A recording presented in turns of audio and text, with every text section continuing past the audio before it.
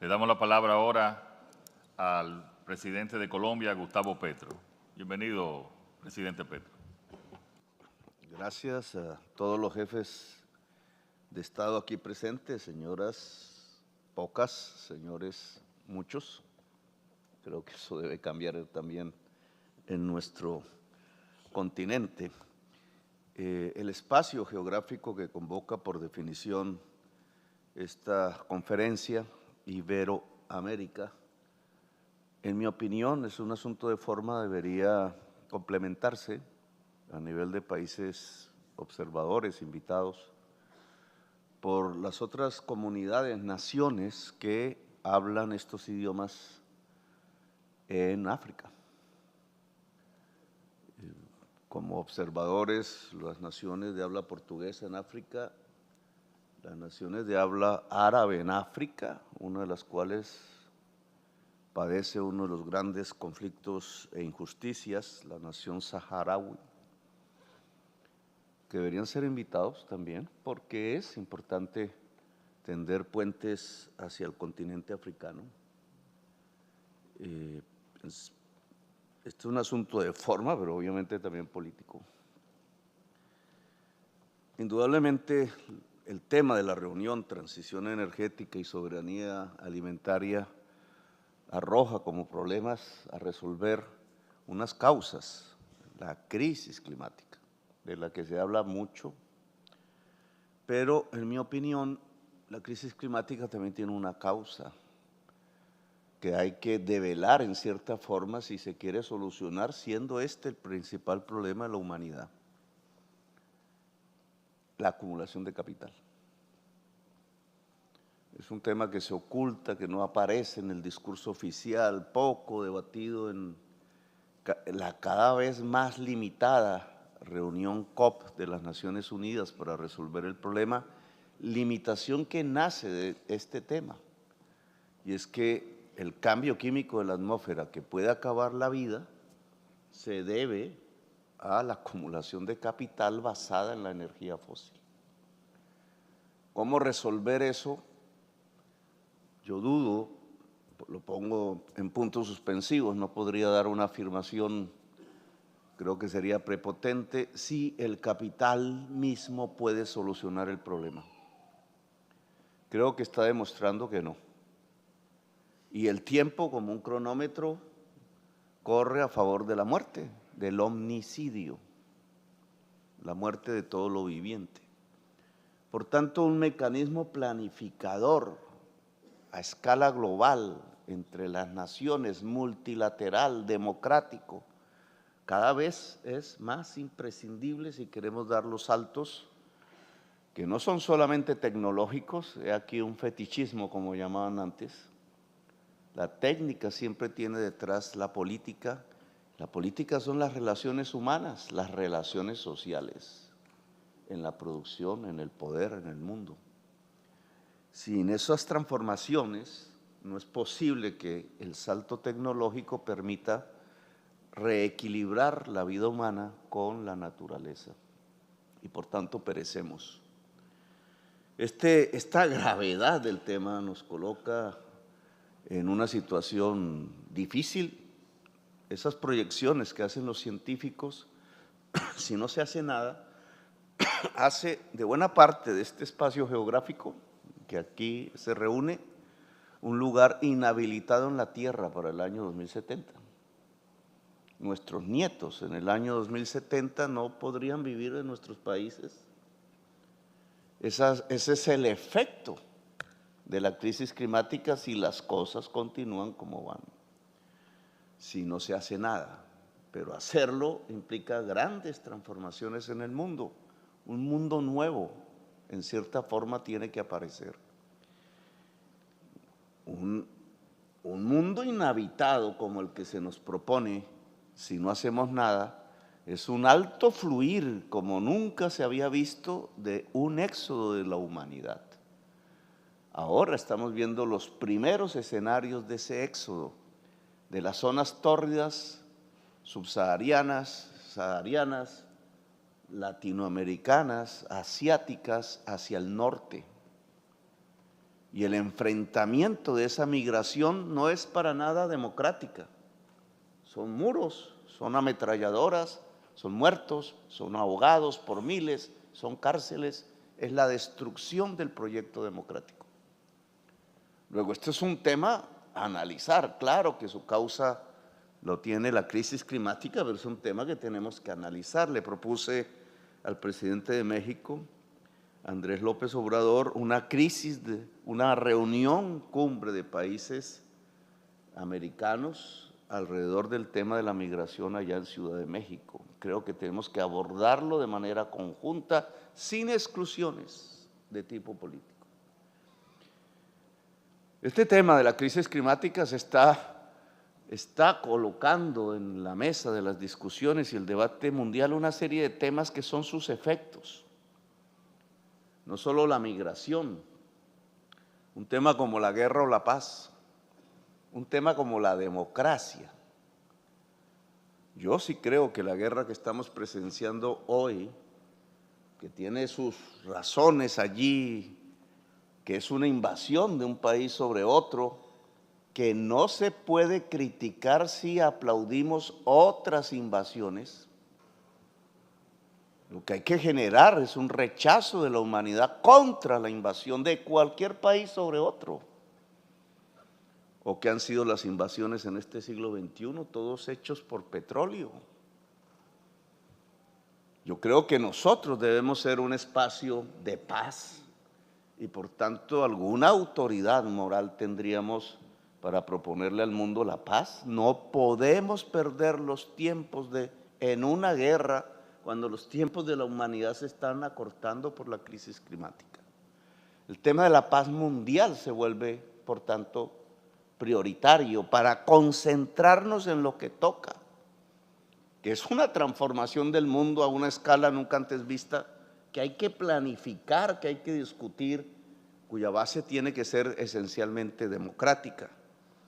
Por tanto, pedir la paz allá y en cualquier otra parte, en mi propio país, se vuelve sustancial si queremos que la humanidad se concentre en su principal problema, que hoy tiene que ver con la crisis climática y que produce, lo estamos viendo ya, hambre, muerte. Hemos propuesto alrededor de este tema en diferentes escenarios mundiales desde mi gobierno algunos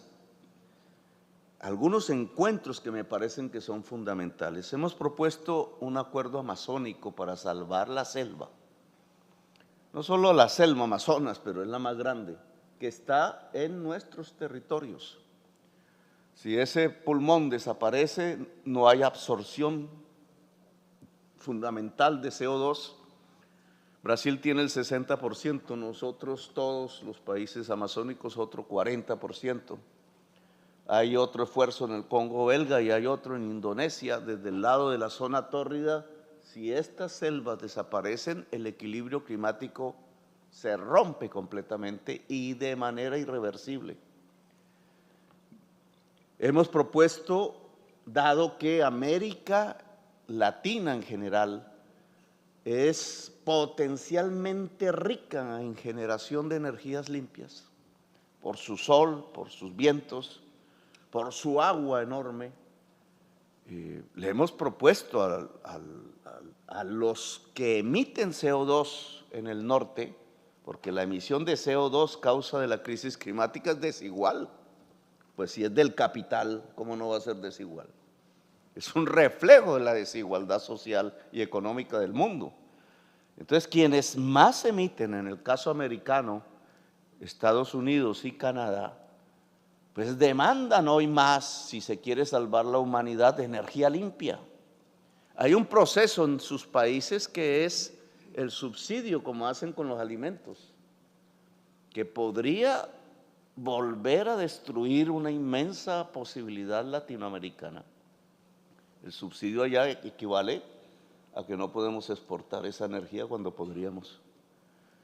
Y entonces, hablar de un tratado de interconexión eléctrica que tiene unas normas técnicas que hay que acompasar, pero que debe tener una voluntad política, desde Alaska hasta Patagonia, se nos vuelve importantísimo.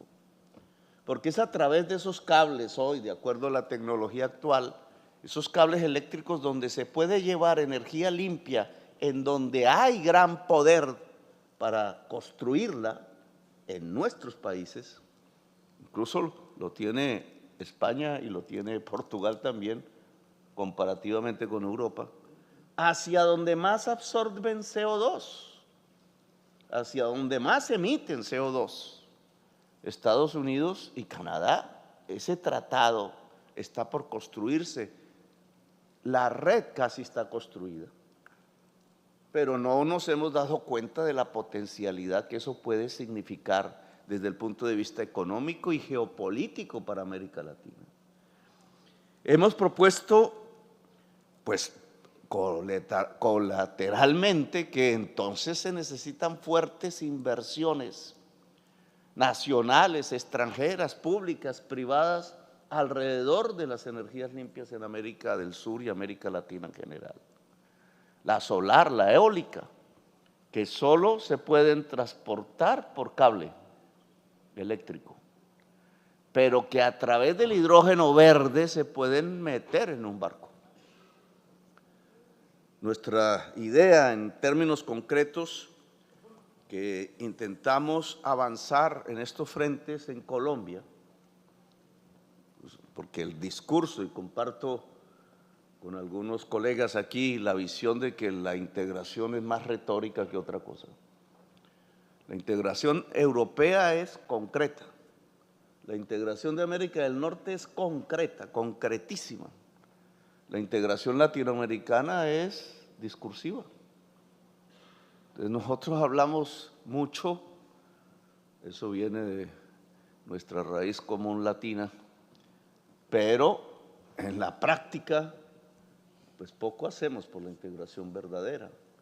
Entonces, estos temas podrían darnos los filones, así como alguna vez Europa se encontró después de la guerra alrededor del carbón, la economía fósil, pero les permitió la base de su verdadera integración.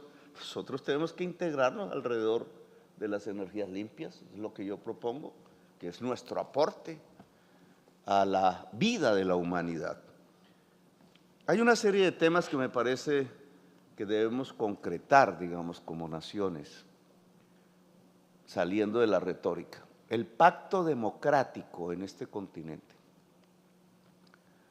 Todos sabemos simbólicamente el golpe de Estado contra Salvador Allende nos mandó a unos 30 años de dictaduras y guerras revolucionarias.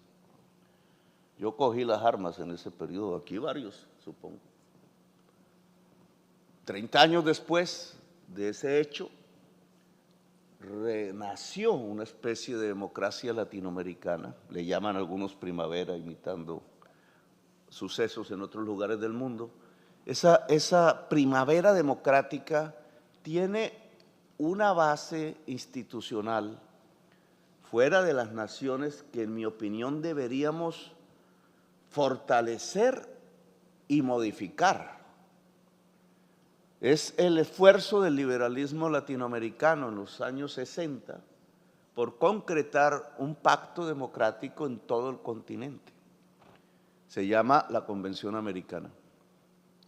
La mayoría de los países que estamos aquí la aprobamos o la aprobaron en su momento, el tratado, la convención, se volvió ley, en nuestro caso constitución. Es un sistema de justicia multilateral con poder vinculante que a muchas naciones no les gusta por la tensión que hay entre el multilateralismo, que recoge una parte de soberanía, y la soberanía nacional en su concepto clásico. Pero el sistema interamericano fue como una flor que apareció producto del liberalismo, por tanto, derechos individuales, la democracia clásica liberal con su separación de poderes, y una vez se aprobó, tumbaron a Allende, lo mataron. Y allí, entre sangre, desapareció el instrumento desde el punto de vista fáctico, pero no jurídico, sobrevivió como los pueblos sobreviven las dictaduras. Y al cabo de este tiempo nosotros deberíamos fortalecerlo. Y yo soy presidente gracias a esa convención americana, porque a mí me querían quitar mis derechos políticos por 18 años, que significaba casi de por vida, un fascista que hizo parte de la OEA, de parte del gobierno anterior. Ese instrumento dice en su artículo 23, a nadie se le pueden quitar sus derechos políticos sino por sentencia de juez penal, es decir, porque cometió un delito. De juez. Bueno, aquí tenemos un presidente que debería estar aquí, está preso por detención preventiva. Lo sacaron, un golpe. Pero, ¿cómo se puede defender el que Venezuela reingrese al sistema interamericano de derechos humanos si se aplauden otros golpes? ¿Qué? Porque es que allá el signo es de izquierda y entonces, y en cambio el golpe aquí fue contra alguien de izquierda. ¿Así se trabaja la democracia? ¿O deberíamos rehacer el pacto democrático que está vigente para que cualquiera sea protegido independientemente de sus posiciones políticas e ideológicas? El pacto democrático ese que se llama Convención Americana se quedó corto porque en su época se hablaba de la democracia clásica liberal. Hoy sabemos, y tiene que ver con este tema, que hay que agregarle, en vez de debilitarlo y acabarlo, hay que agregarle capítulos que tienen que ver con los derechos de la mujer, por ejemplo, con los derechos de la naturaleza, si queremos hablar de crisis climática, con los derechos sociales y colectivos. Esa convención americana sería un gran escenario si la voluntad política aquí existiera para plantearle al mundo una carta aún más rica en términos de un proyecto democrático que hoy está en cuestión. Porque la crisis climática, a través de las tensiones políticas, de lo que sucede con los éxodos, con el hambre, etcétera, lo que está es cuestionando la democracia. Allá y acullá pueden aparecer regímenes que ya nada tienen que ver con la democracia en el mundo. Podemos llegar a la barbarie. En mi discurso en Naciones Unidas decía el 1933 global. 1933 fue el año en que Hitler ascendió al poder en Alemania, pero esta vez global. Bien, hemos propuesto en forma concreta una conferencia internacional sobre drogas. Todos aquí representamos unas naciones que son víctimas de una política antidrogas completamente fracasada. En Estados Unidos se pasó de 3,000 muertos por sobredosis de cocaína, más producto de la combinación ilegal de otras materias, a 100,000 muertos al año por fentanilo. Desastre, incluso un desastre humanitario. Mientras 1 millón de latinoamericanos cayeron asesinados alrededor de esto que hemos llamado la guerra contra las drogas, impuesta por el presidente Nixon hace más de 50 años, persiguiendo la marihuana, que ahora se produce legalmente en la mayor parte de los Estados Unidos y no ha matado a nadie. Y entonces lo que hicimos fue un desastre al cabo de estos 50 años, que ya se traduce en que estas organizaciones que nacen a partir de la ilegalidad son más fuertes que muchos estados en América Latina. Tienen poder en muchas subregiones, son poderes fácticos totalitarios. Haití es un ejemplo de lo que está pasando, pero todos ustedes saben lo que ocurre en cada país. Este ya no es un tema colombiano, este es un tema americano y mundial. Y el instrumento para afrontar este problema es inservible la Convención Antidrogas de Viena. Esto hay que cambiarlo. Hay que tener otra mentalidad para afrontar este problema. Los norteamericanos hoy tienen que aceptarlo. El problema religioso, ético-moral con que han manejado estos temas los está condenando a un desastre. Y ahora tienen que tener una fuerte política de prevención y no la que han tenido, que es creer que las drogas se dominan con rejas y con fusiles y con muertos. Hemos propuesto que en Bogotá podamos hacer esta conferencia latinoamericana alrededor del tema de las drogas para que examinemos nuestras propias experiencias y tratemos de colocar una agenda diferente a la que existe, que indudablemente está por el lado negativo. En forma concreta, el acuerdo amazónico, y Brasil aquí se vuelve importante si mira hacia un acuerdo con los demás países suramericanos que tenemos territorialidad, incluida Francia, que tiene una parte de territorio, la Guayana francesa, con Amazonas. Porque podemos lograr una carta de negociación geopolítica si actuamos conjuntamente. Porque el mundo necesita la selva. Nosotros queremos cuidarla en forma concreta. En el presupuesto que se está debatiendo para este año, Colombia pone 150 millones de dólares para el Fondo de Revitalización de la Selva, que en la práctica y en el caso particular de Colombia consiste en pagarle a las familias campesinas colonas que ayudan a quemar la selva, a pagarles por revitalizarla, es decir, por dejarla crecer.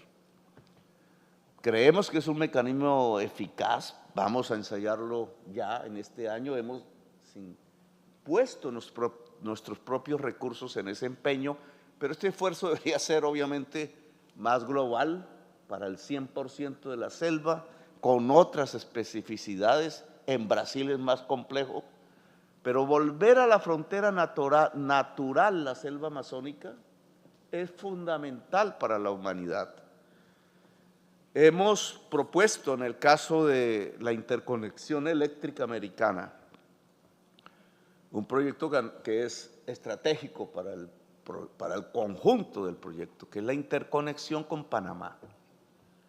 Si Colombia se interconecta con Panamá, los sistemas eléctricos de América del Sur, que están relativamente integrados, les falta, se pueden ir hacia el norte e integrarse con Centroamérica, México y llegar a Estados Unidos, donde se necesitan prioritariamente energías limpias para la salvación de la vida. Entonces el proyecto Colombia-Panamá es un corazón, un pin que es fundamental establecer, que espero con mi colega panameño podamos, ya está avanzado en diseños, etcétera, podamos volverlo una realidad como una forma para integrar todo el sistema eléctrico americano.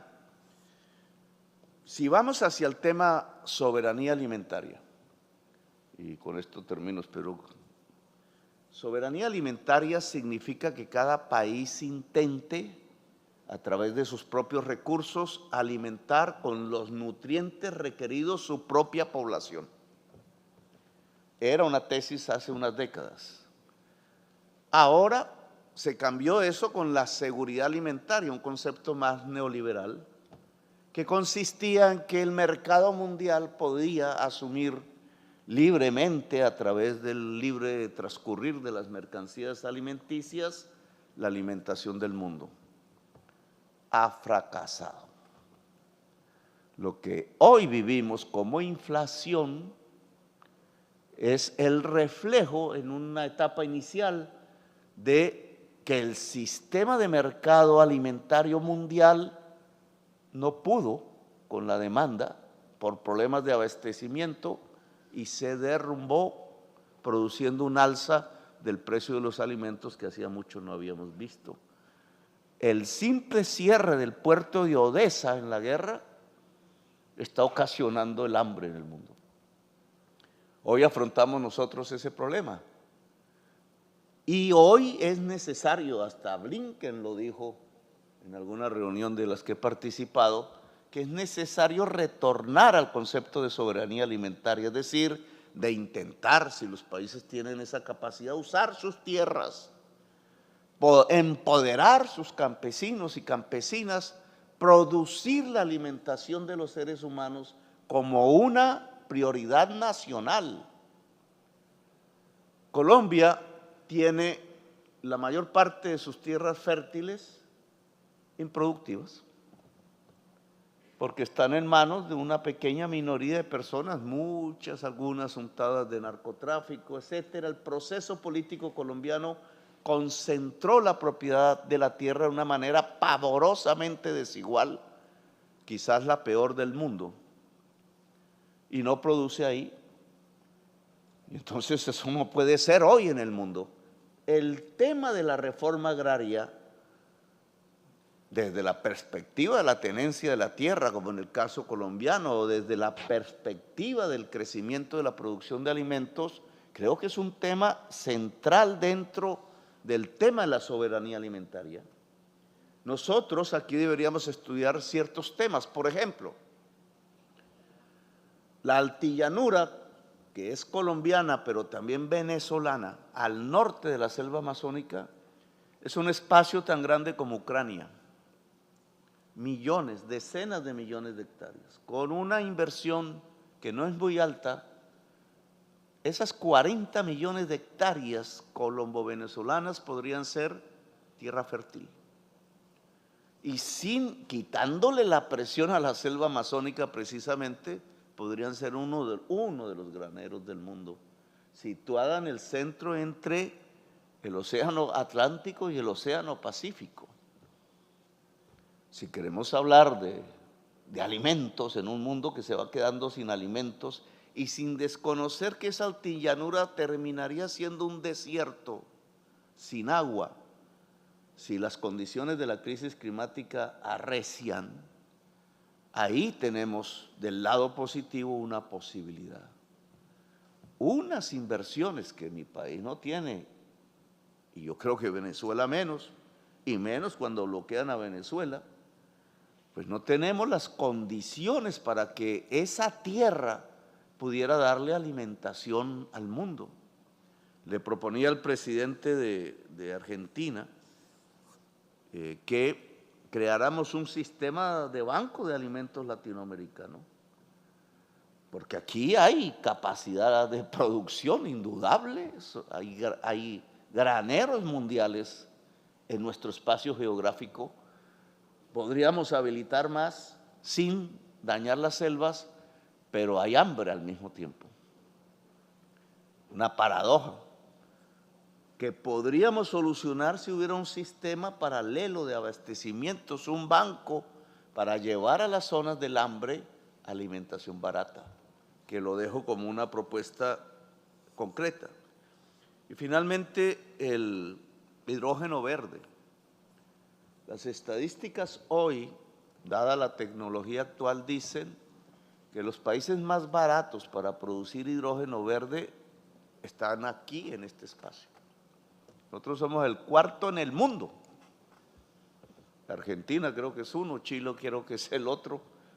El hidrógeno verde que se puede llevar en barcos.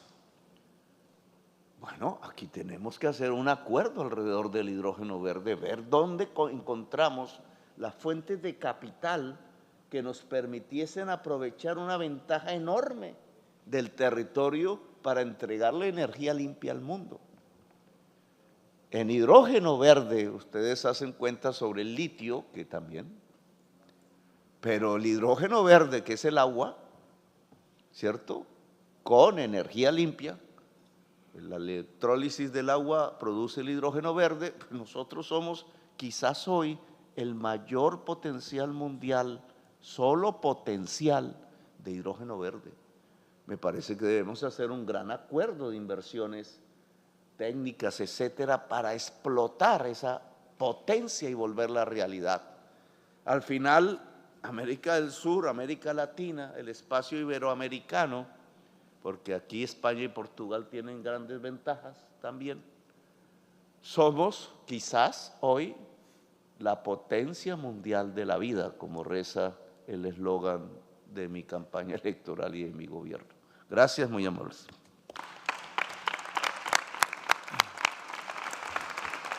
Muchas gracias.